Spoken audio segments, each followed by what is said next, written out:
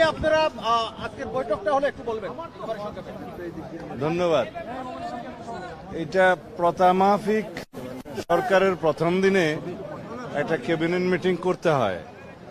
আমরা ক্যাবিনেট কলিগরা সবাই বসছিলাম, ওখানে অ্যাডভাইজার মহোদয়রাও ছিলেন। মাননীয় প্রধানমন্ত্রী আমাদের উদ্দেশ্যে বক্তব্য দিয়েছেন, কিছু অনুশাসন দিয়েছেন।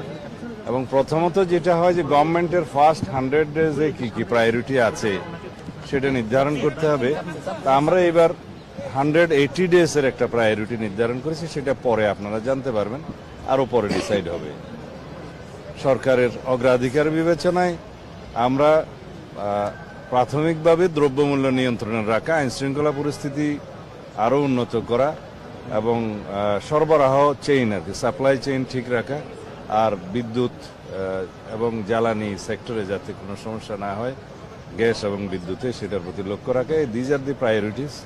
আর অন্যান্য যেগুলো বিস্তারিত আলোচনা সেটা অফিসিয়াল ব্যাপার।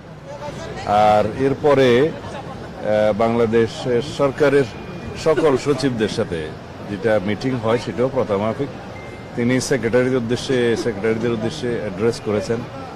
তাদেরকে তিনি বলেছেন যে জনগণ আমাদের ম্যানিফেস্টোর উপরে ম্যান্ডেট দিয়েছে, তো সুতরাং যেটা জনগণের ইচ্ছা, পিপুলস উইল প্রাধান্য পাবে। সেই হিসাবে according to constitution, according to law of the country এবং according to the rules of business, secretary এবং অন্যান্য সরকারি কর্মকর্তা সবাই যাবে এবং সরকারের সেই ম্যানিফেস্টো বাস্তবায়নের জন্য তারা আন্তরিক হবেন, সে আহ্বান জানিয়েছেন।